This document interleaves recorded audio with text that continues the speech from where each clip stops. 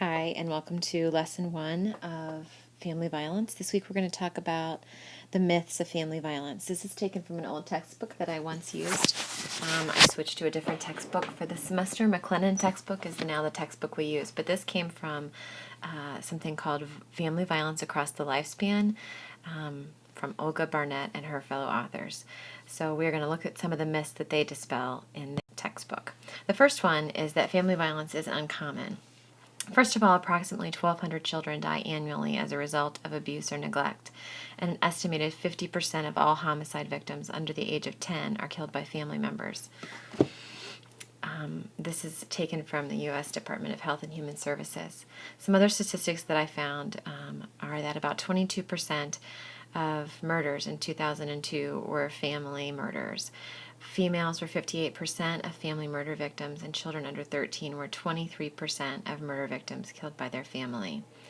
I will include the link. It got cut off in this video. I will include the link that cites that source in our lesson. Number 2, the second myth is that family violence has reached epidemic levels. Now, the problem with saying that that has happened is that we hear about it as an increasingly serious problem from the newspaper or television news broadcasts, along with all these frightening statistics that are publicized by some organizations devoted to addressing family violence. So it's tempted to assume that the prevalence has increased. However, the problem that is getting worse is more likely that it's not getting enough attention actually, and not motivating people to do anything about it. So what we know is that, it used to be more acceptable to give children good old-fashioned whippings in our grandparents' day. There was also a lot of power differential between men and women that empowered more domestic violence to be socially acceptable. Women started going to work in the 1950s, post-war, and so that was supposed to be, so the family violence was supposed to be a natural byproduct of the breakdown of the family. But on the other hand, given that social and legal costs of family violence have risen dramatically in the past years, perhaps it could be more reasonable to hypothesize that rates of domestic violence have declined. Empirical evidence on this topic is inconclusive.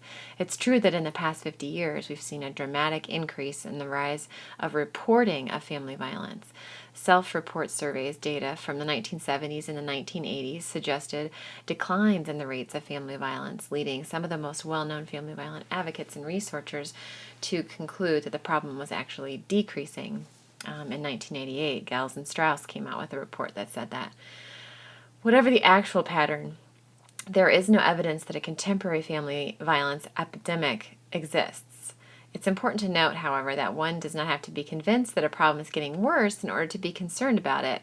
If even one person is impacted by family violence, that's too many people. But what's nice is hopefully that some of the prevention efforts of the past 50 years have also become successful, possibly reducing some of the incidents of family violence. The third myth is that risk markers cause family violence. It's tempting to equate correlation with causation. In other words, family violence must cause family violence, or the presence of certain risk markers may increase the probability of family violence, but risk markers alone do not completely explain family violence. 2 examples to help illustrate this point. First, the link between family violence and poverty is pretty well established, and there's an empirical connection. However, there's a degree of caution for a couple reasons. One, people who are poor or lack other resources may be more likely than others to call the police or social service agencies when they're overwhelmed. Therefore, they are probably overrepresented in official estimates of family violence. And secondly, even if we acknowledge that there's a statistic viability of social class as a risk marker, the evidence does not suggest that only poor families are violent, or that poor families are always violent. We also know that having a history of family violence or being exposed to family violence at a young age can significantly increase the likelihood of having violence in your adulthood or in your adult family that you create. But at best, the data suggests that individuals who are abused as children, who are witnessed abuse in childhood, are more likely to be abusive adults. They are not predetermined to be abusive adults, however. So, in fact, because the majority of abused children do not grow up to be abusive adults, according to many studies, we cannot say that one thing causes the other. So just be careful when we are looking through stories this semester to not get wrapped up in causation versus correlation. Victims ask for it. This is the blame the victim mentality. A woman is beaten because she nags or drinks too much, or perhaps she becomes a dysfunctional family, or, she drove the husband to the brink by her actions. It's always this idea of blaming the victim. We know that this is a myth, that when women or men, no victim deserves to be abused. Myth number 5, family violence just happens sometimes. Oh, I just lost control. That's often an excuse you hear. I'm just blowing off steam. I'm under stress. You don't know what's going on in my house, blah, blah, blah. Oftentimes, if there's a low risk of consequences when a stronger or a perceived stronger person commits violence against a perceived weaker person, or a bigger person against a stronger person. You think about it, children have very little power in our society. So if a parent abuses them, they have very little hope for remedying the situation. They're at the mercy of the person that is more powerful than them. But it is a myth to say that we should not make too much of it. There's a social and legal cost attached to family violence, and as a society, for us to say it just happened can cost us greatly later on, because it's a pay now or pay later scenario. People who are not prevented from violent acts can also go out into the society and also become more violent. Minor acts of family violence are always trivial or inconsequential.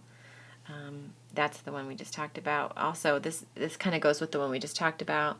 The idea that hitting or occasionally hitting one another, pushing, shoving, are implicitly endorsed such violence as a way to settle disagreements between the parents, or the same could be true of siblings and parents and siblings, just any type of minor, what we consider minor violence as trivial or inconsequential. But what we know is that can also spill over into violence outside of the family.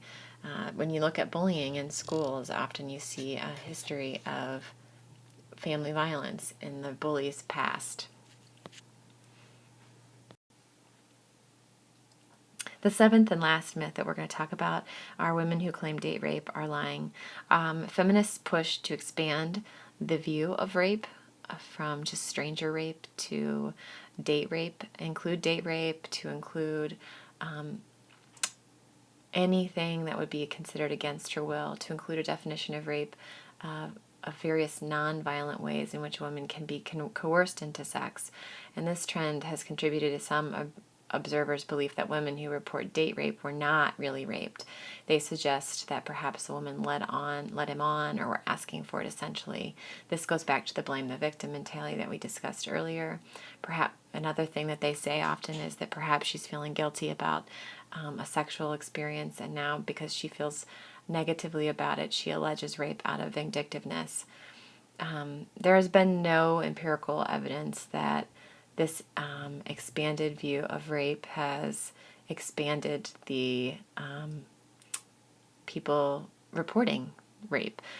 In fact, rape is a very underreported crime, and so very, very frequently false reports are very unlikely, because there's a very low threshold for people who want to accuse people falsely.